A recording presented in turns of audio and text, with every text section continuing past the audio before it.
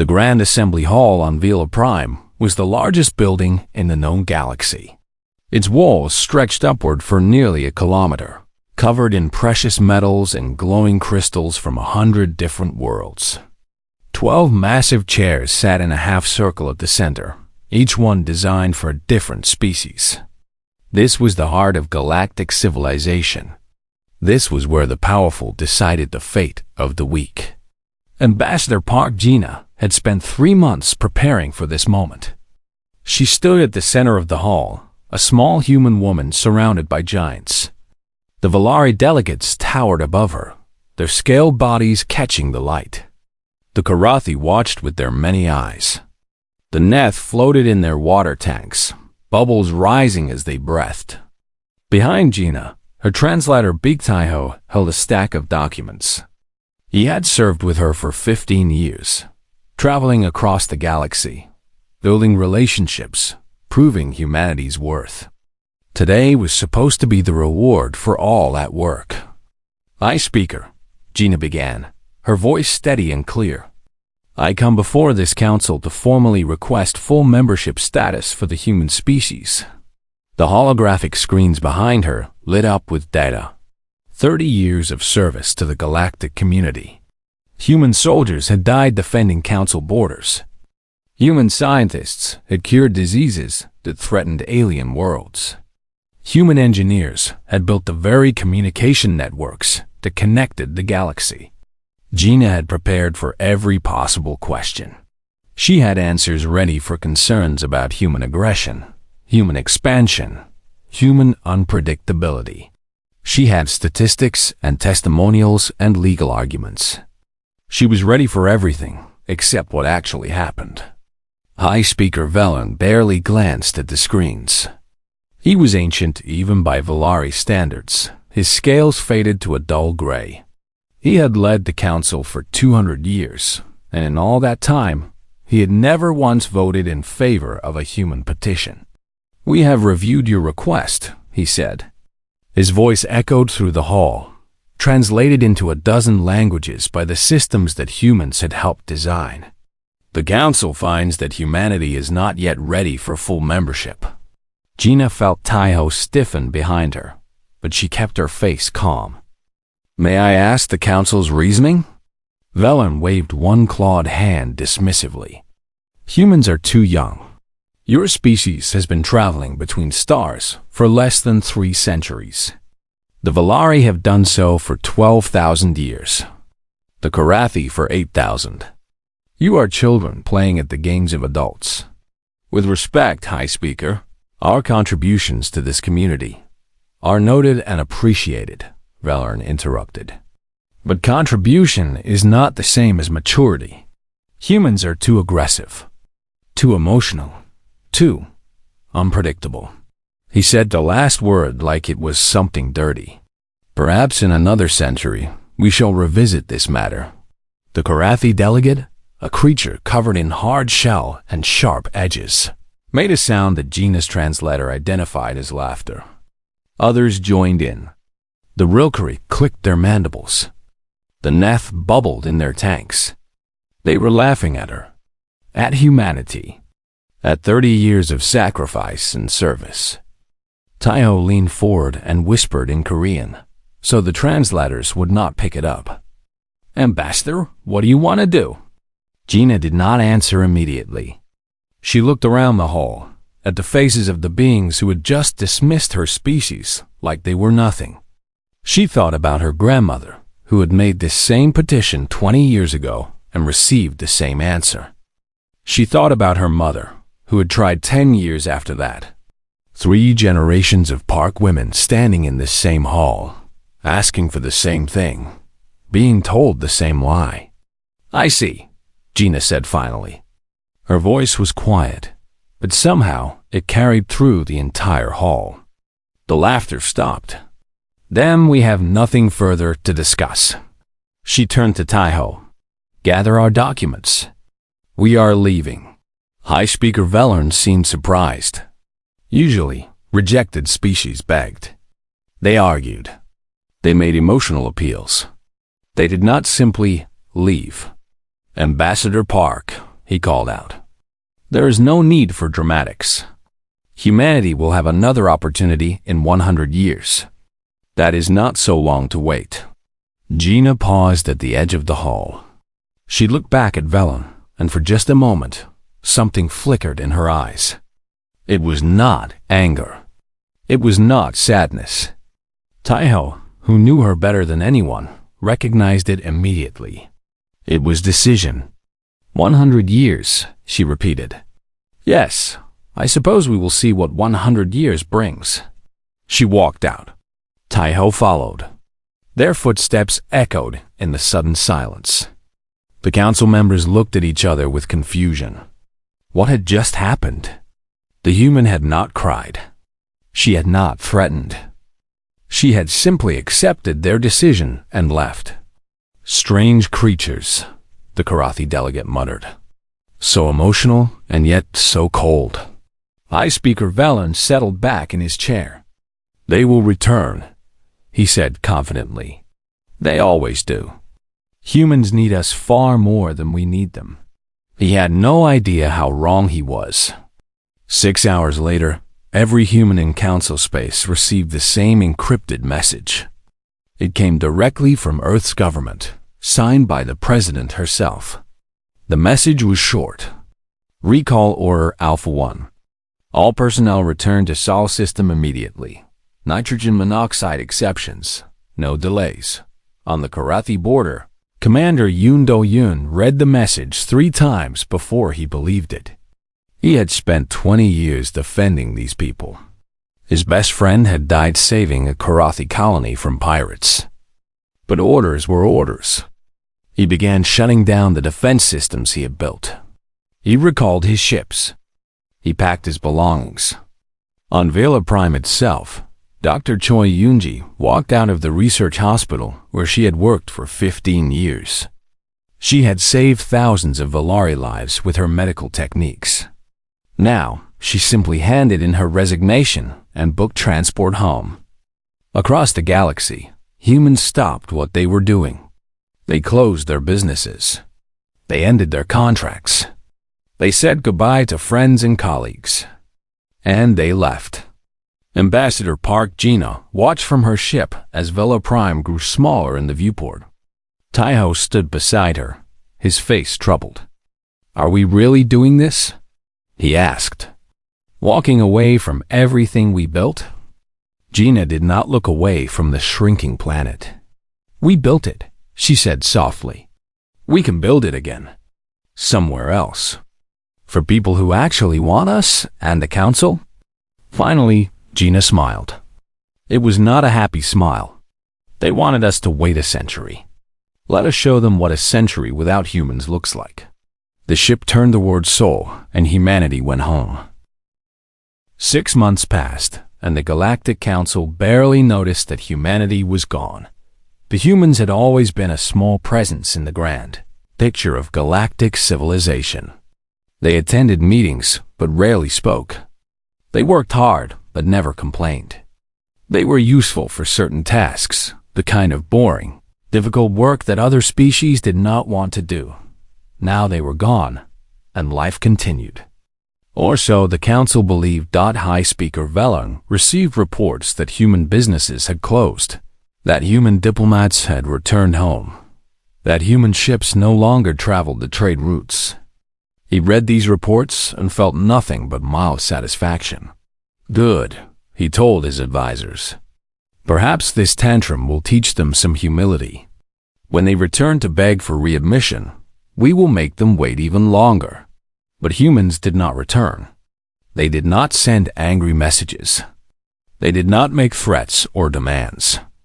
They simply disappeared. The first real problem appeared on the Karathi border. Commander Yoon Do-yoon had built the defense network that protected Karathi space from the Vareshi syndicate. The Vareshi were raiders and pirates, cruel and violent. For 20 years, Do-yu's early warning systems had detected their attacks before they happened. His tactical programs had guided Karathi ships to victory after victory. Now those systems went dark. The Karathi military commander sent urgent messages to Earth, demanding explanations.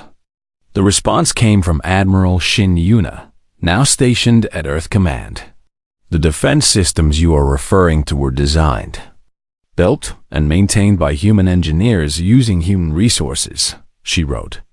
These systems were never transferred to Karathi ownership. As humanity is no longer participating in council affairs, we have recalled all proprietary technology. The relevant patents and designs remain human intellectual property. The Karathi commander was furious. You cannot do this. Our treaty requires you to maintain these systems. Yuna's reply was calm and brief. Please review Section 47 of the Human Council Service Agreement. All human obligations are suspended during periods of non-membership negotiation. We wish you the best of luck. 2 weeks later, the Vareshi Syndicate attacked 3 Karathi mining colonies.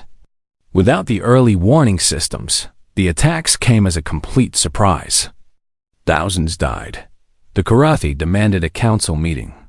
They demanded that humans be forced to restore the defense systems. High Speaker Velen agreed that something must be done. But what could they do? Humanity had broken no laws. They had simply stopped working.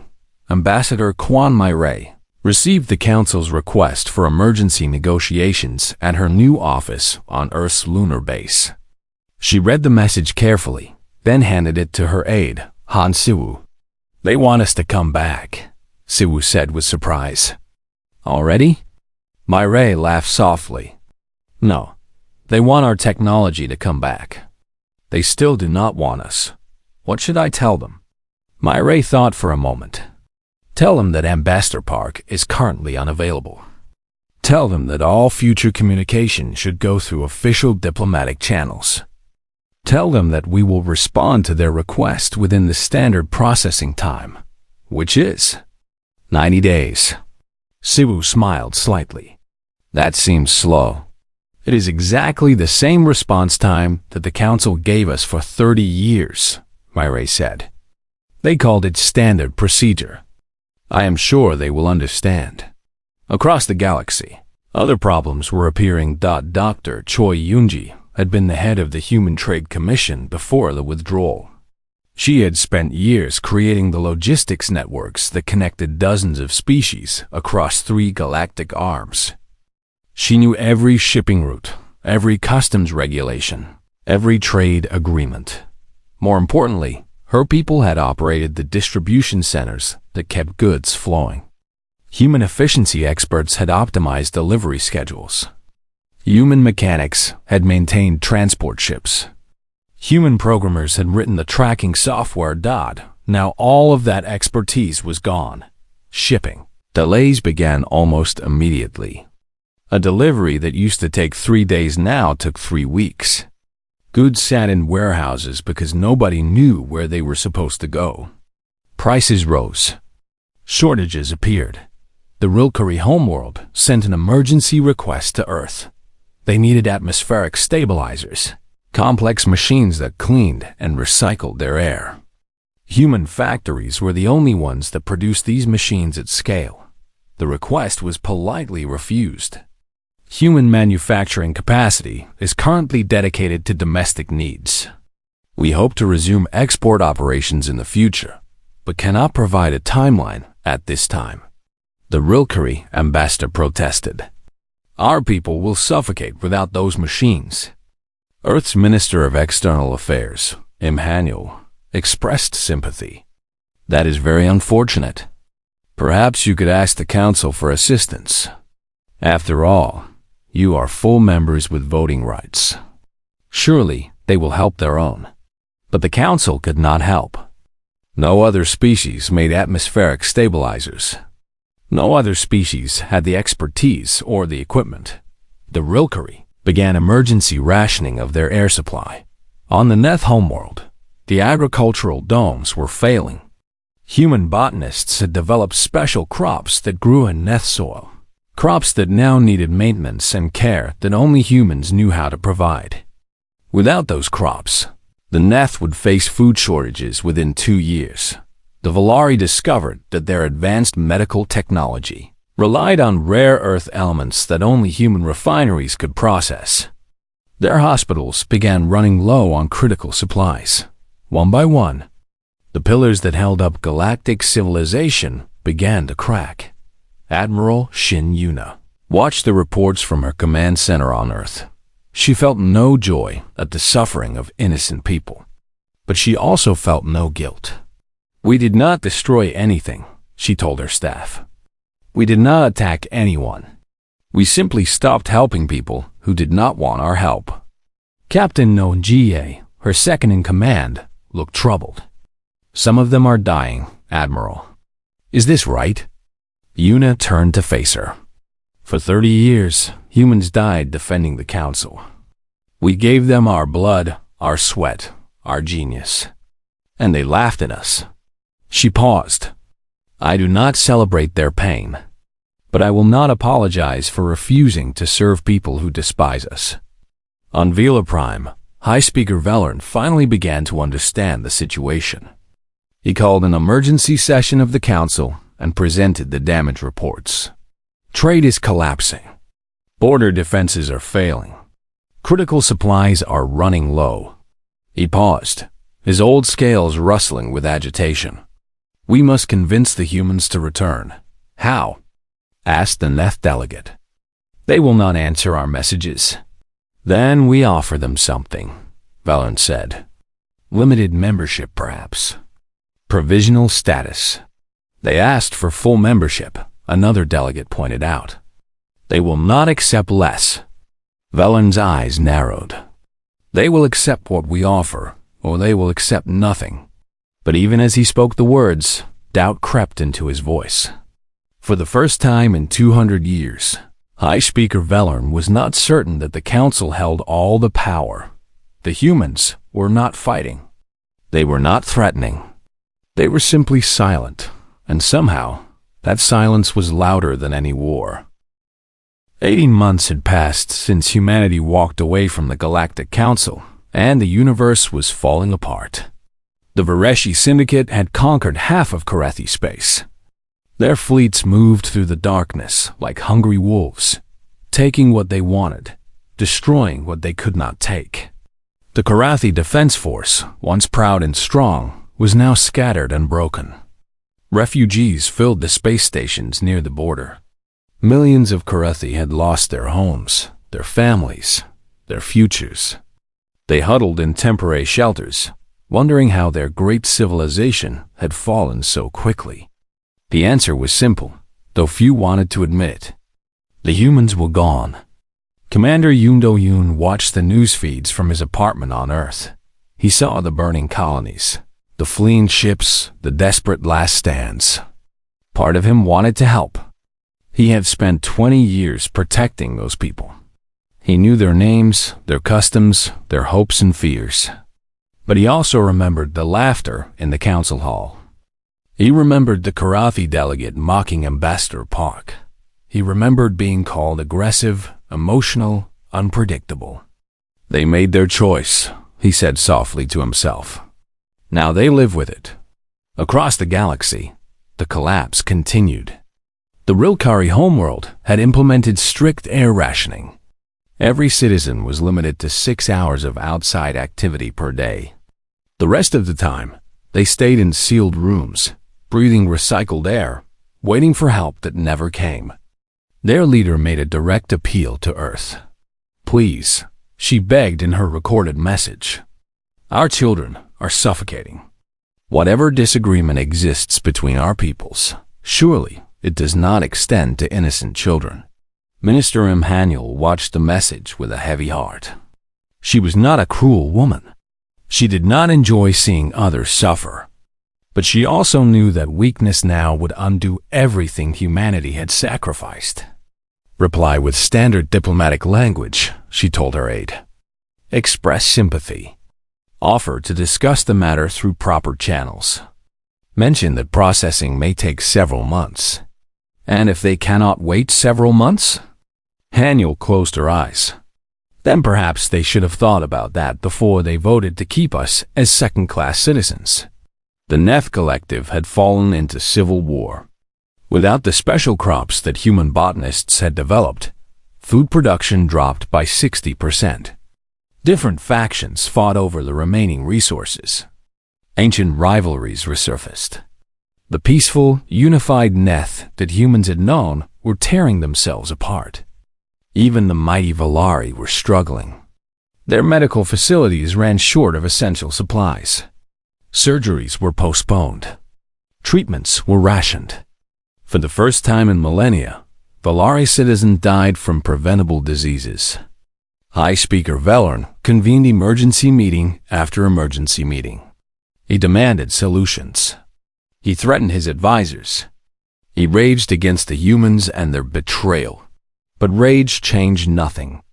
Council member Torvak of the Merchant Guild finally presented the full damage report. He was an old Valari, careful and thorough, and he had spent months gathering the data. Our trade networks have lost approximately 30% of their capacity, he announced. Critical supply chains have been disrupted across 47 sectors. 6 species are facing humanitarian crises. 12 more are experiencing significant economic decline. The council chamber was silent. Even Velorn had nothing to say. At current rates, Torvak continued, we face systemic economic collapse within 4 years. Possibly sooner if the Vareshi continue their expansion. This is human sabotage, Velorn finally said. They are attacking us without firing a single weapon. Torvak shook his head slowly. No, High Speaker. The humans have sabotaged nothing. They have simply stopped participating in our economy. The systems that are failing were always dependent on human knowledge, human labor, human innovation. We simply never noticed how much we relied on them. That is impossible. Humans are a minor species. They have been part of this community for only 30 years. 30 years during which they designed our defense networks, optimized our trade routes, developed our medical treatments, and maintained our critical infrastructure. Torvak's voice was calm but firm. We called them junior partners, High Speaker. We forgot that junior partners still carry weight. On Earth, Director SEO Yemen watched the council meeting through intercepted communications. His strategic planning department had spent months preparing for this moment. They finally see it, he said to his colleague, Minister Haniel. They understand what they lost. Haniel nodded slowly. Understanding is not the same as accepting. Velorn will never admit that he was wrong. His pride will not allow it. Then we wait longer. We wait as long as necessary. Admiral Shin Yuna received reports from her intelligence network. The Vareshi Syndicate was growing bolder. Their leaders had noticed the Council's weakness, and they were making plans. They will attack Valari space within the year, Yuna predicted. Perhaps within 6 months. Captain Nojihei studied the tactical projections. Should we warn the Council? They would not believe us. They think we are the enemy. Yuna smiled grimly. Let them discover the real enemy on their own. Deep in space, far from Council territory, humanity was not idle. While the galaxy collapsed, human engineers were building new stations, new ships, new weapons.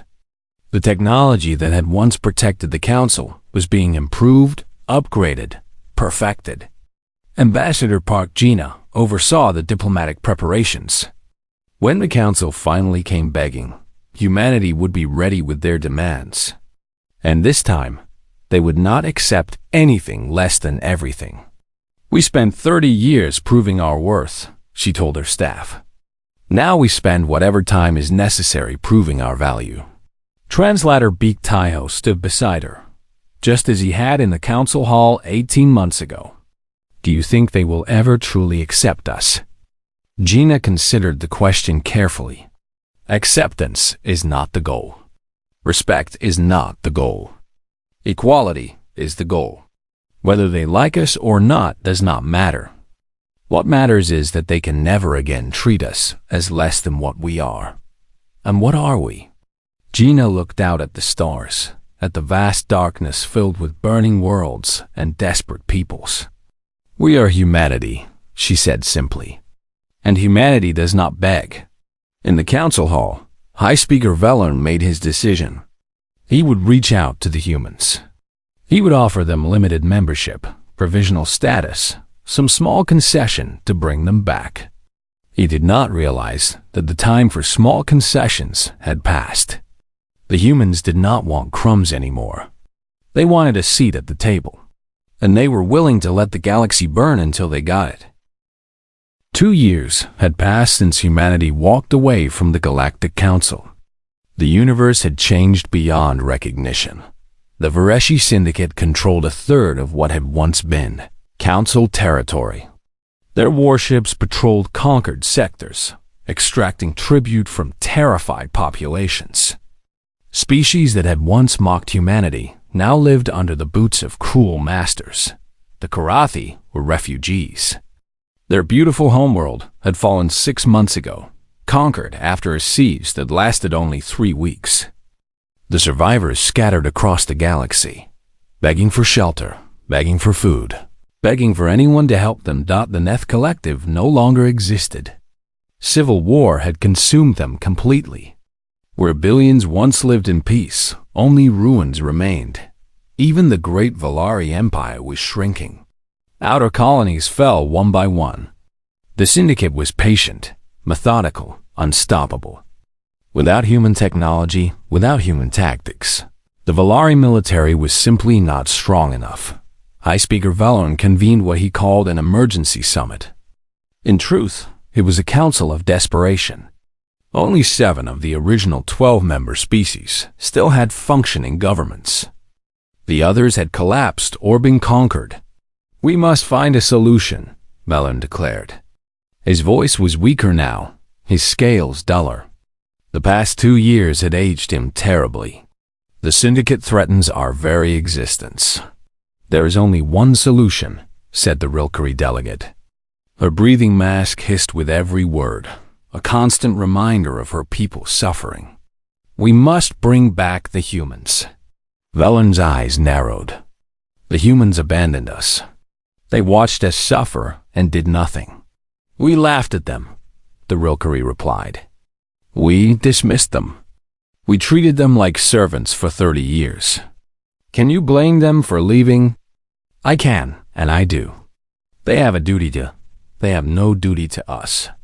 The Rilkari's voice rose sharply. "We refuse them membership. We refuse them respect. We refuse them everything except the privilege of serving us. And now we expect them to save us." She shook her head. "The humans owe us nothing. We must go to them and beg." The word hung in the air. Beg. The great Galactic Council, rulers of 1,000 worlds, would have to beg a species they had once called primitive. Vellern's claws scraped against his chair. "What would we even offer them? Standard membership? Provisional status?" "Full membership," said Council Member Torvak. "Permanent voting rights. Everything they originally asked for." "Absolutely not. That would make them equal to species that have been civilized for millennia." "Then we will die," Torvak said simply. "The Syndicate will conquer Villa Prime within the year. Our military projects, 3 months at most. Without human help, we cannot survive." The chamber fell silent. Everyone knew he was right. On Earth's lunar base, Minister Immanuel received word of the Council's deliberations. Her intelligence network had grown sophisticated over the past 2 years. She knew what the Council discussed almost before they finished discussing it. "They are considering full membership," her aide reported. "Vellern is resisting, but the others are pushing hard." Haniel smiled thinly. "Full membership. How generous." She pulled up a document on her screen. "Prepare a counteroffer." It is time they understood the new reality. The Council's formal request arrived 3 days later. It was written in the flowery diplomatic language that Valari loved, full of phrases like mutual cooperation and shared prosperity. beneath all the pretty words. The message was simple. Please come back. Ambassador Park Gina. Read the request in her office overlooking Earth. She had waited 2 years for this moment. Her grandmother had died waiting. Her mother had died waiting. But Gina had lived to see it. They want us back, said Beak Taiho, who still served at her side. They are offering full membership. Full membership, Gina repeated. The same thing we asked for 2 years ago. The same thing my grandmother asked for 20 years ago. She set the document down. No, Taiho blinked. No? The situation has changed. 2 years ago, we asked for equality. Now we will demand more. She called a meeting of Earth's leadership. President Yoon Soo-jin presided, along with Minister Han Yul, Admiral Shin Yuna, Director Seo Yemen, and the other architects of humanity's withdrawal. The council wants us back, Gina explained. They are desperate. The syndicate is at their doorstep. They offer full membership, but that is no longer enough. What do you propose? The president asked. Gina displayed her list on the main screen. Human terms for re-engagement. 1. Permanent voting seat on the voting seat on the Vaughn. Council with veto power over military decisions. 2. Full territorial sovereignty with no probationary period or oversight. 3. Formal public apology broadcast to all member species, acknowledging 30 years of discriminatory treatment. 4. Economic reparations calculated at fair market value for all human contributions during the membership period. 5. Complete restructuring of council voting procedures to eliminate species-based hierarchies. Admiral Yuna whistled softly. They will never accept this, especially the apology. Then they will face the syndicate alone, Gina replied calmly. We did not create this crisis. We simply refused to keep solving problems for people who despised us. If they want our help now, they will pay the full price. The terms were transmitted to Villa Prime. High Speaker Vellon read them and nearly suffered a heart attack. Outrageous, he screamed. Insulting. They dare to demand an apology from us? They dare to demand money? They dare to demand veto power? They dare, Torvik replied quietly. Because they can. We need them, High Speaker. They do not need us. I will never apologize to those. Then you will watch Villa Prime burn. 3 days passed. Then 5. Then 7. The council debated endlessly, argued viciously, accomplished nothing. On the 8th day, the Vareshi Syndicate fleet reached the outer boundary of Valari space. 300 warships, armed with weapons that Valari defenses could not stop. Vellon received the military report with shaking hands. His generals gave him 2 weeks before his syndicate reached the homeworld. Maybe less. He looked at the human terms again. Every word felt like a knife. Apology, reparations, veto power. How could he agree to such things? How could he admit that his entire species had been wrong? But how could he let his people die? With trembling claws, High Speaker Vellon signed his name to the document, accepting humanity's terms. Every stroke of his pen felt like surrender. Every letter felt like defeat. He transmitted the acceptance to Earth and waited on the lunar base. Ambassador Park Gina received the signed document. She read it carefully, checking every line, every clause. Then she looked up at Taiho. Tell Admiral Yuna to prepare the fleet, she said. We are going back. And Vellon? The council? Gina thought about her grandmother, who had died believing that humanity would never be accepted. She thought about her mother, who had spent her life fighting for recognition that never came. She thought about 30 years of service rewarded with laughter and contempt. They will keep their word, she said finally. They have no choice now. She stood and walked to the window, looking out at the stars. We did not win this through strength, she said softly. We won it through patience, through dignity, through refusing to accept less than we deserved. Taiho joined her at the window. Do you think it was worth it? All the suffering? All the death? Gina was silent for a long moment. Ask me again in 100 years, she said. For now, we have work to do. The galaxy needs saving. And for the first time in 2 years, humanity prepared to return. The human fleet emerged from hyperspace like a sunrise after endless night. 200 warships built in secret over 2 years, armed with weapons that no species had ever seen before. At their center flew the flagship HS Perseverance, carrying Ambassador Park Gina back to the galaxy that had rejected her. Admiral Shin Yuna stood on the bridge, watching the tactical display. The Vareshi Syndicate fleet was already in Valari space, only days away from the homeworld. 300 enemy ships against 200 human vessels. The odds were not good, but humans had never been afraid of bad odds. All ships report ready, Admiral, Captain Nogie announced. We are awaiting your orders. Yuna studied the display for a long moment. She had spent her entire career preparing for battles like this. But this was different. This was not just a military operation. This was a statement. Open a channel to the Syndicate commander, she ordered. Let them see who has come. The message went out across all frequencies, in every language. This is Admiral Shin Yuna of the Human Defense Force. The Valari system is under our protection. Any hostile action against this system will be considered an act of war against Earth and its allies. You have 1 hour to withdraw. The Syndicate commander responded with laughter. Humans? The little servants? You think you can threaten us? Yuna smiled coldly. We think we can destroy you.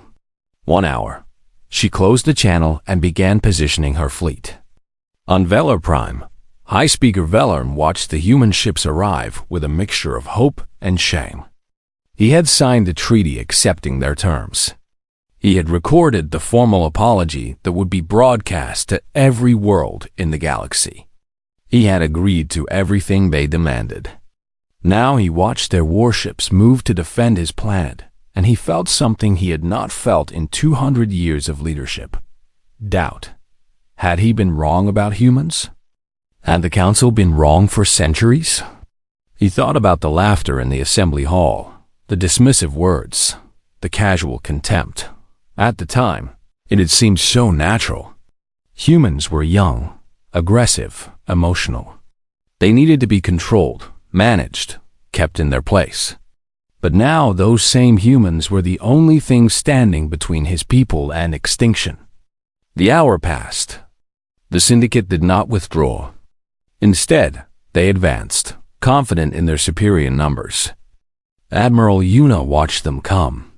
All ships, engage at will. The Battle of Velar Prime lasted 6 hours.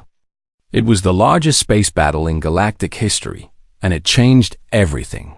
Human tactics were different from anything the Syndicate had seen. Human ships moved in coordinated patterns, supporting each other, covering weaknesses, exploiting gaps. Human weapons were more accurate, more powerful, more devastating. But more than technology, more than tactics, there was something else. Something that made the difference. Humans did not give up. Ship after ship took damage, lost systems, lost crew. But they kept fighting. When one vessel fell, others moved to cover the gap. When weapons failed, they rammed enemy ships directly. When all seemed lost, they found ways to keep going.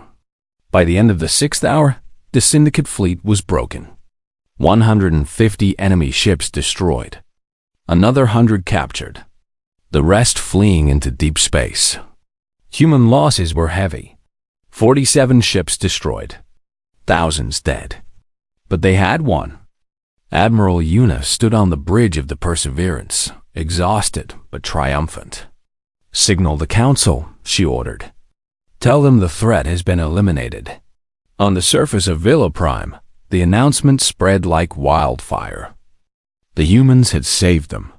The species they had mocked and dismissed for 30 years had just sacrificed their lives to protect the world that had never shown them respect.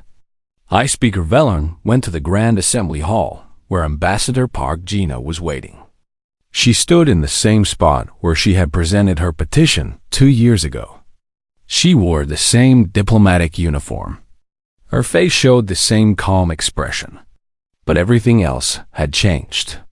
Velen approached her slowly, painfully aware of every delegate watching, every camera recording. The formal apology had already been broadcast. The reparations had already been agreed. But this moment, this personal acknowledgement, was perhaps the hardest part. "Ambassador Park," he said, his voice echoing through the silent hall. "On behalf of the Galactic Council, I welcome humanity as full and equal members." Gina studied him for a long moment. She remembered every insult, every dismissal, every year of waiting and working and being told she was not good enough.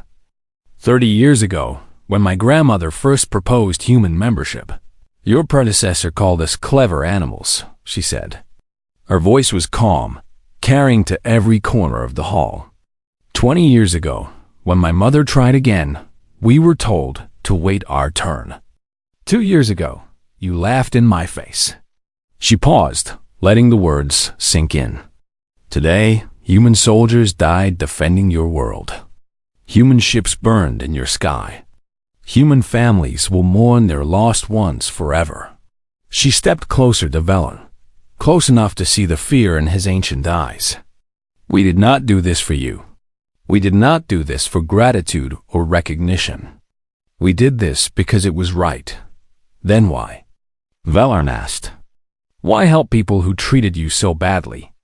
Gina smiled, and for the first time since the withdrawal began, it was a real smile. Because that is who we are, she said simply. Humans do not measure themselves by how others treat them. We measure ourselves by how we treat others. You looked at us and saw primitives. We looked at ourselves and saw potential. We were right. You were wrong. She turned to face the assembled delegates, the watching cameras, the galaxy waiting to hear her words. Humanity does not seek revenge. We do not celebrate your suffering. We simply take our rightful place. From this day forward, we are not servants, not junior partners, not probationary members. We are equals. Admiral Shin Yuna watched the speech from the Perseverance, still holding position above the planet they had just saved. Captain No Jie stood beside her. Do you think they have learned? Jie asked. Yuna considered the question. Below them, Valor Prime turned slowly, its cities intact, its people alive. All because humans had chosen to help instead of hate. They have learned that we are useful, she said finally.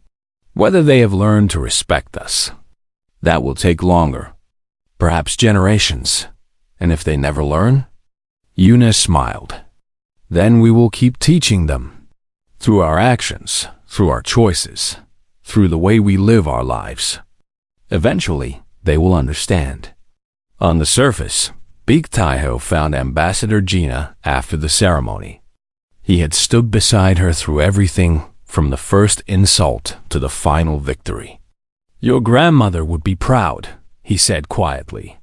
Gina nodded, her eyes bright with unshed tears. She used to say that the best revenge is living well. I think she would be happy to know that we proved our worth without becoming what they accused us of being. And now? What happens now? Gina looked around at the alien faces, some grateful, some resentful, some simply confused. The galaxy was broken, and it would take decades to rebuild. But humans would be part of that rebuilding, not as servants but as partners. Now we do what we have always done, she said. We work. We build. We help. We prove that strength is not about domination, but about lifting others up. She paused, thinking about all the generations that had come before, all the humans who had dreamed of this moment. We are finally home, she said softly. Not on Earth, but in the galaxy. part of something larger. Equal at last. Above them, the stars burned on, indifferent to the struggles of small beings on tiny worlds. But those small beings had done something remarkable. They had taken rejection and turned it into resolve. They had taken contempt and transformed it into quiet dignity. They had proven that the measure of a species is not how powerful it is, but how it uses that power.